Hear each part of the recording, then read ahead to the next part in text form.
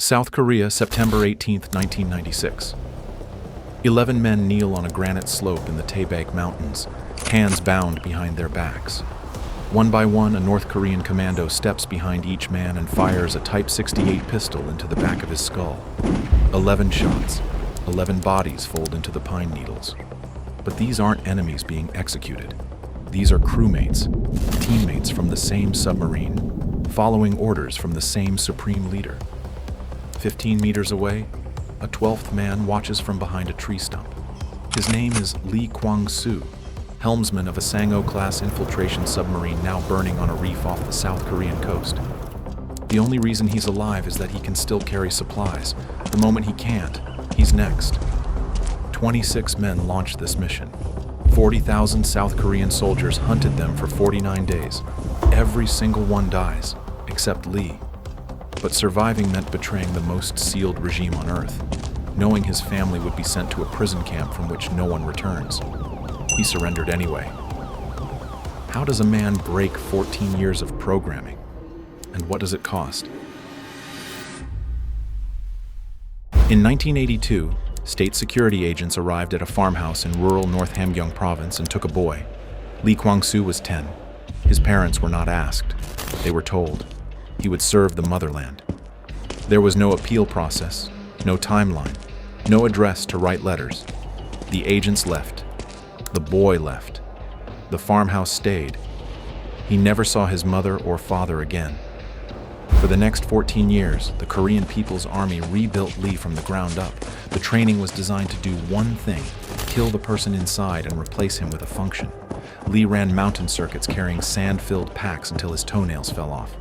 He memorized Kim Il-sung's Yucha ideology until he could recite entire chapters in his sleep. Instructors beat cadets who flinched during live-fire exercises. One instructor broke a cadet's collarbone for hesitating on a bayonet drill. The incident was not investigated. The pedagogy was simple. Pain erases doubt. By the time Lee graduated to the Navy's submarine corps, he could hold his breath for over 4 minutes, navigate by star chart, and field strip a weapon blindfolded. He could not, however, choose his own wife.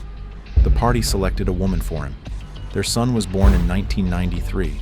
Lee held the baby once, one afternoon, in a state housing block in Wonsan, before orders arrived and he shipped out for extended sea training. He would not hold him again for 3 years. By the time he returned, the boy was walking and did not know his face. By 1996, Lee was one of the most capable helmsmen in North Korea's covert fleet. His assignment, the Reconnaissance Bureau's 22nd Maritime Infiltration Unit, an elite cell tasked with penetrating South Korean waters. His submarine was the Sangho, a Shark-class midget sub, diesel-electric, 70 feet long, with a beam so narrow that 2 men could not pass each other in the corridor without turning sideways. Built at the Nampo shipyard on North Korea's west coast, the Sangho was designed for one purpose: carry commandos through shallow coastal waters and vanish. The vessel had no torpedo tubes. It carried something more precise: a 13-man special operations team trained specifically to gather intelligence on South Korean military installations along the eastern coast. Some intelligence sources later suggested the reconnaissance was linked to contingency planning around South Korean leadership targets, though the mission's exact ultimate objective remains debated. What is not debated is that 26 men boarded that submarine in the port of Wonsan on a September evening, and the regime packed no contingency plan for their return. No extraction coordinates, no fallback frequency, no cover story if things went wrong. The mission briefing ended where most mission briefings begin, at the point of failure. Lee stood at the helm, the hatch sealed, ballast tanks flooded. The Sangho slipped beneath the surface of the East Sea and turned south. 26 men in 70 feet of steel, breathing recycled air, moving toward a coastline that did not know they were coming. If everything went right, they would complete their reconnaissance, extract to open water, and rendezvous with a support vessel. But what if everything went wrong? The regime's answer to that question was already loaded into every man's sidearm. The target coastline was 300 kilometers south. Lee held the sub on course, hands steady, mind quiet. He did not yet know that the ocean floor off Gangneung was studded with granite reefs that did not appear on his charts. He did not know that a storm was building to the southeast. And he did not know that within 72 hours, 40,000 soldiers would be hunting him through mountains he had never seen. What Lee did know, what every man aboard that submarine knew, was the rule. If the mission fails, you die. Not maybe, not as a last resort. You die because the supreme leader cannot be embarrassed by a captured operative. Your body is the final piece of operational security. They had rehearsed this, not as metaphor, as procedure. In training, instructors had walked them through the sequence, destroying communications, destroying the vessel, destroying yourself. In that order.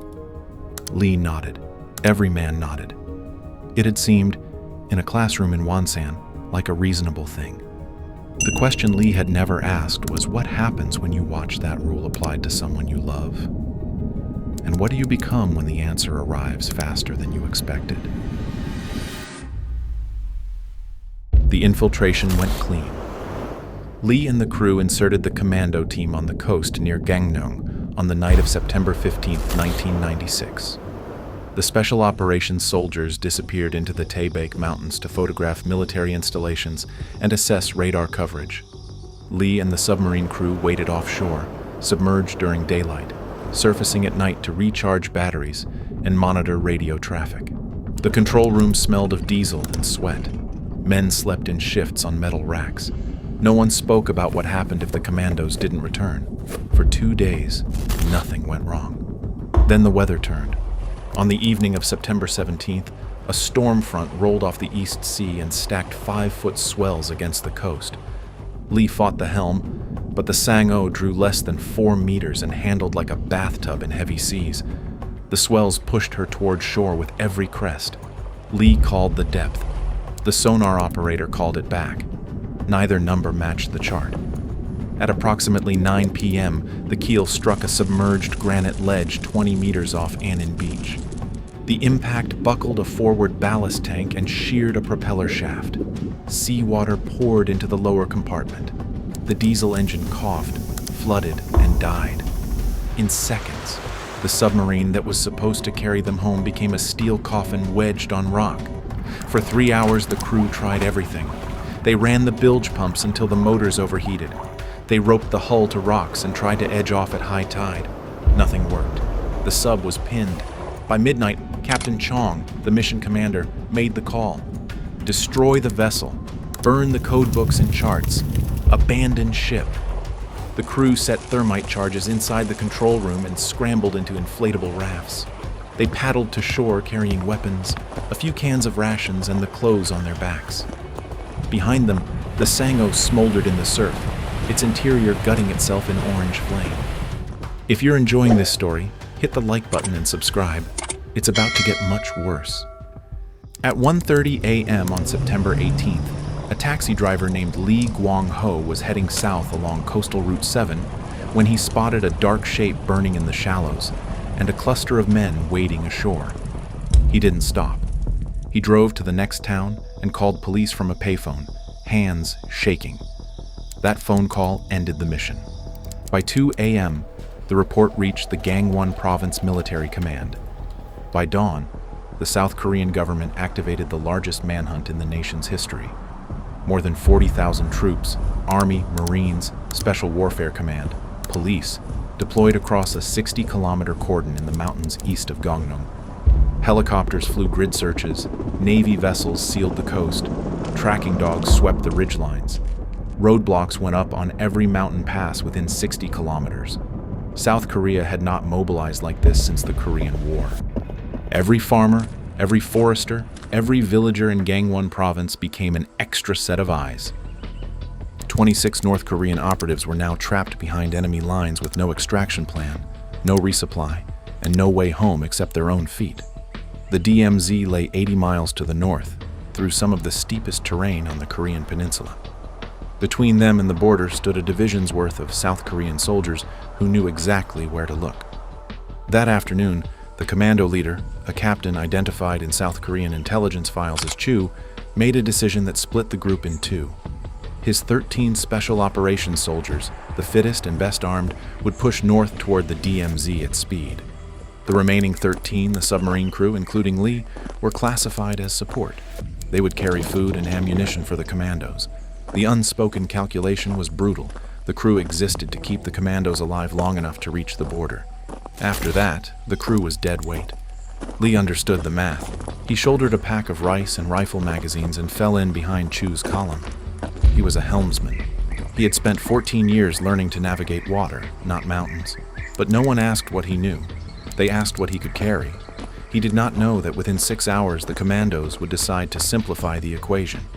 How does a regime convince its own soldiers to execute their brothers? And what does it sound like when you are standing close enough to hear it happen? And how long before Lee realizes he's not watching them fall apart, he's next? Night fell on September 18th. The combined column, 26 men minus those already lost to the grounding, moved northwest through dense pine forest above Gangneung. Helicopter rotors echoed through the valleys. South Korean searchlights raked the ridgelines every few minutes. The terrain was merciless, near vertical slopes, loose scree, no trails. These were not the mountains Lee had trained in. North Hamgyong is granite and windy. The Taebak Range is dense canopy, soft soil that swallows sound, ridgelines that look identical from every angle. Men trained for water were now navigating by starlight with no landmarks they recognized. Within hours, the column fractured. 5 members of the submarine crew could not keep pace. They were sailors, not mountain soldiers. Their boots were wrong. Their conditioning was wrong. They stumbled, fell behind, and slowed the group to a crawl that the commandos could not afford. Captain Chu halted the column on a forested slope. He spoke quietly with his senior NCOs. The conversation lasted less than 3 minutes. There was no argument. Lee could see that from where he stood, just heads nodding in the dark. Then Chu turned to the submarine crew and gave the order the 11 weakest would stay behind. They would not be left to rest. They would be shot. Lee was not among the 11. He was strong enough to carry supplies. That was the margin. Not courage, not loyalty, not valor. Cargo capacity. Lee knelt in the brush and watched as his comrades were marched into a clearing. They wore civilian clothes, white t-shirts, dark trousers, sneakers. They looked like college students. Some were barely older than that. Lee recognized every face. He had eaten beside these men, navigated the same corridor for weeks. Now they were kneeling in pine needles on a South Korean mountainside, and no one in Pyongyang would ever know exactly where. The 11 knelt in a line against a rock face.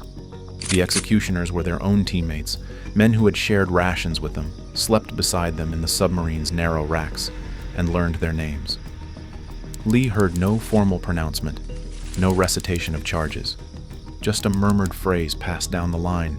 The men were too slow, too weak. One of the 11 said something. Lee could not hear the words. No one responded. In the logic of the Reconnaissance Bureau, weakness was a security breach. A captured sailor could be interrogated. A dead one could not. The shots were rapid, point blank, back of the head. Captain Chong, the submarine commander who had led Lee through 2 years of missions, died third from the left. Colonel Kim Dong-wan, the senior intelligence officer, died fifth. Their bodies folded into the dirt. No one collected their identification. No one closed their eyes. The column waited in silence for perhaps 30 seconds, long enough for the sound to stop echoing off the rock face. Then Chu gave the signal to move, and they moved. Lee felt the ground tilt. Everything the regime had welded into his brain, sacrifice, honor, loyalty unto death, now carried a different meaning. These men had been loyal. They had followed every order, boarded the submarine, burned it on command, marched into hostile mountains without complaint. Their reward was a bullet from a comrade's pistol because they walked too slowly. The regime did not value obedience. It valued utility. The moment you became a cost instead of an asset, you were a waste. Chu's column moved on, 11 fewer. Lee walked among the living, silent, carrying someone else's ammunition. No one spoke about what had happened. No one looked back at the clearing. The column moved as if the 11 had simply never existed, which, Lee understood, was exactly the point. His hands would not stop trembling. He told himself it was the cold, but a thought had lodged in his skull like shrapnel, and no amount of discipline could remove it if he twisted his ankle on the next slope. If his pace dropped for even an hour, he would join the 11 in the dirt. His survival was not a reprieve, it was a deferral. The commandos had just murdered their own crew to move faster, but the South Korean dragnet was tightening by the hour, and the men who pulled the triggers were about to discover that speed would not save them either. So what happens when killers trained to feel nothing start to crack? For 49 days, the survivors tried to walk to North Korea. They covered 80 miles of the most hostile terrain on the peninsula, cliff faces, river gorges, ridgelines patrolled by tens of thousands of soldiers, moving only after dark, hiding in snow caves and abandoned mine shafts by day. The temperature dropped below freezing in October. Their food ran out within the first week. They ate pine bark, raw frogs, and whatever they could steal from unattended mountain shelters. The South Korean military poured resources into the hunt. The operation cost an estimated $200 million. Soldiers checked every farmhouse, every logging road, every cave entrance in a 60-kilometer radius. 13 South Korean soldiers and civilians died during the manhunt, some in firefights, others caught in the crossfire of a war fought in the dark between granite boulders. The commandos died the way they were trained to die. 2 detonated grenades strapped to their chests when South Korean patrols closed in. 3 charged a checkpoint on a mountain road, firing until they were cut down. Others simply disappeared into the forest and were found weeks later, frozen, still gripping their weapons. Not one considered surrender. The doctrine was absolute. Capture meant torture, meant forced propaganda appearances, meant shame for your family unto the 3rd generation. Death was cleaner. But the diaries told a different story. South Korean soldiers recovered 2 handwritten journals from the bodies of dead commandos.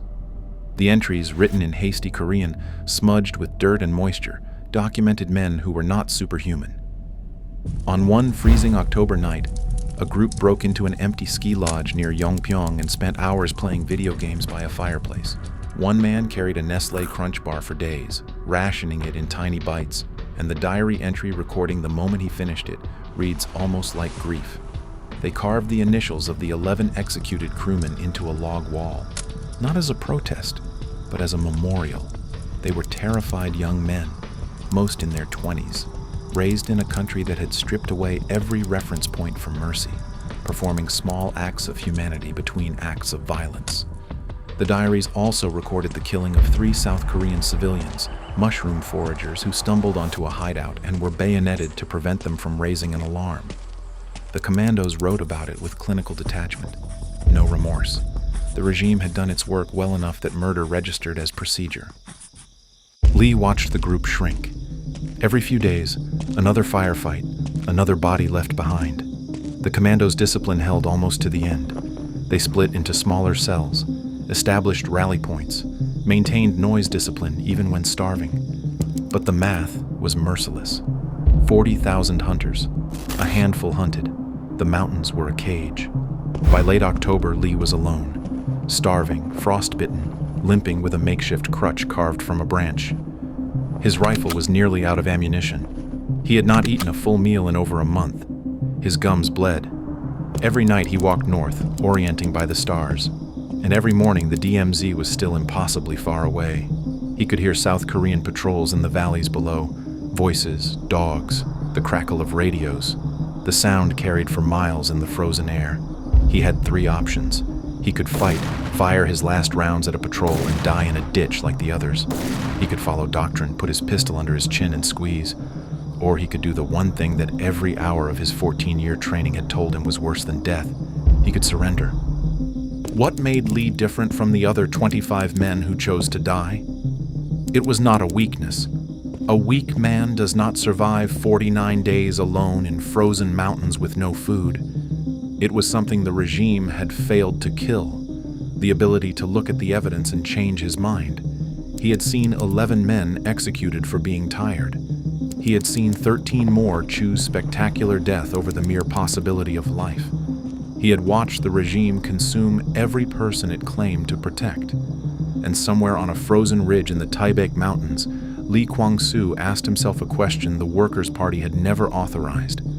What if the rule is wrong? The answer would cost him everything he had left. But by now, everything he had left was a body and a heartbeat. How does a man trained to die choose to live instead? And what does the regime do to everyone he ever loved the moment he does? Pre-dawn, late October, 1996. Lee Kwang-soo stood at the edge of a harvested rice paddy in the foothills east of Gangneung. His eyes were swollen half shut. His boots had split at the soles. In one hand, he carried a rifle with 3 rounds. In the other, a pine branch he used as a cane. He had been walking for 49 nights.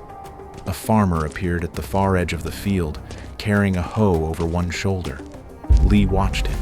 The man moved slowly, unaware, ordinary. Lee had been trained to kill a man like this without sound. The muscle memory was there. Instead, Lee set his rifle on the ground. He placed it carefully, barrel pointed away, the habit of a man trained to respect weapons even in the act of abandoning them. He raised both hands above his head. He walked into the open. The farmer saw him and froze. Lee kept walking, palms up, until the farmer understood. Within minutes, a police patrol arrived. Lee Kwang-soo, helmsman of the Sangho, knelt on a dirt road and surrendered. In interrogation, Lee spoke plainly. He described the grounding, the burning, the march, the execution. Lee did not dramatize or bargain. When they asked him why he surrendered, he said he chose to live because living was the one act the regime had forbidden him. He had been a weapon. The only way to stop being a weapon was to refuse to fire. The debriefings produced an intelligence windfall. Lee provided schematics, patrol routes, communication protocols, and the command structure of the Reconnaissance Bureau. He identified safe houses and handlers still operating in the South. For South Korean naval intelligence, Lee was the most valuable defector in a generation. But the value came at a price Lee could not negotiate. Within months of his surrender, North Korean state security arrested his wife, his 3-year-old son, and every traceable member of his family. They were sent to a political prison camp. Lee knew this would happen. He surrendered anyway. South Korea granted Lee asylum and a new identity. North Korean intelligence placed him on a standing assassination list. He lived under surveillance protection for decades. Despite this, Lee refused to disappear. He became an instructor for the Republic of Korea Navy, teaching the tactics and vulnerabilities of the North's infiltration fleet. He turned his expertise, the same skills the regime had spent 14 years installing, into a weapon pointed back at Pyongyang. In March 2010, when the South Korean corvette Cheonan was sunk by a torpedo, killing 46 sailors, Lee was among the first experts called. His testimony corroborated the conclusion a North Korean midget submarine had fired the weapon. He knew the approach angles, the launch depths, the escape routes, because he had rehearsed them. The Sang-o sits today in Gangneung's Unification Park. Lee visited once. He stood in the control room where he had gripped the periscope on the night the mission launched. There was nothing to say that the submarine itself did not already say, that this machine was built to carry men to their deaths and bring none of them home. For 30 years, Lee Kwang-soo lived with a weight that no asylum document could lift. He lost his parents at 10. He lost his wife and son at 30. He lost every comrade, 11 to execution. The rest, gunfire. In North Korea, Lee Kwang-soo does not exist. His son grew up, if he grew up at all, in a labor camp, knowing his father only as a traitor. But Lee does exist. He testified. He taught. He gave South Korean intelligence a map of the regime's darkest operations because he refused to die on a mountainside for a government that would have forgotten his name by morning. 25 men followed the doctrine. They fought, detonated themselves, or accepted a bullet from a friend. Each one died believing surrender was the worst possible outcome. Lee Kwang-soo looked at that belief, measured it against a row of 11 bodies in a mountain clearing, and decided it was a lie. He chose the thing they had trained him never to choose. He chose to keep breathing. And in doing so, he became the one thing the regime could not kill, could not erase, and could not forgive: a witness. If a US citizen accidentally becoming the CIA's best asset inside North Korea sounds impossible, watch how Kim Dong-chul built a bribery-powered spy network inside the most surveilled country on Earth, and why one USB handoff in broad daylight ended everything. Blackfiles covers it here. Click here.